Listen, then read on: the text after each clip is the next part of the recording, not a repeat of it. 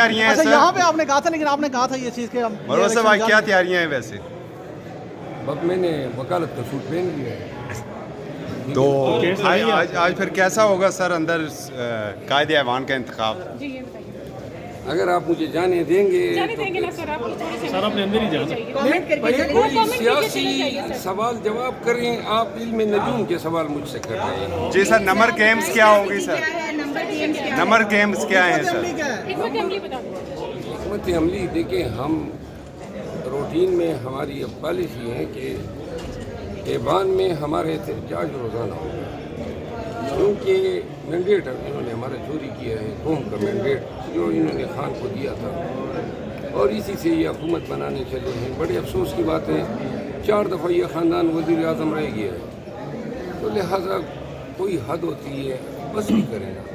پھر بھی میں نے اقتدار لینا ہے، چاہے وہ کسی کا حق چھین کے، تو لہٰذا ان کو سوچنا چاہیے. اس سے بڑے ظلم ملک سے کوئی ہو ہی نہیں سکتا ہے. نہ سیاسی استحکام آئے گا، نہ انٹرنیشنل کمیونٹی کا کوئی بلیف بنے گا کہ پاکستان میں کوئی لیجیٹیمیٹ حکومت ہے. دوسری جماعتوں سے ووٹ ملنے کی توقع ہے.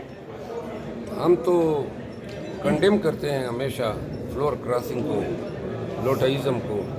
ہمیں نہیں چاہیے حکومتی چیئر سے کوئی ووٹ، ہمیں ہمارا اپنا ووٹ چاہیے. مولانا صاحب سے کوئی بھی رابطہ ہے؟ مولانا فضل الرحمان صاحب کی جماعت سے؟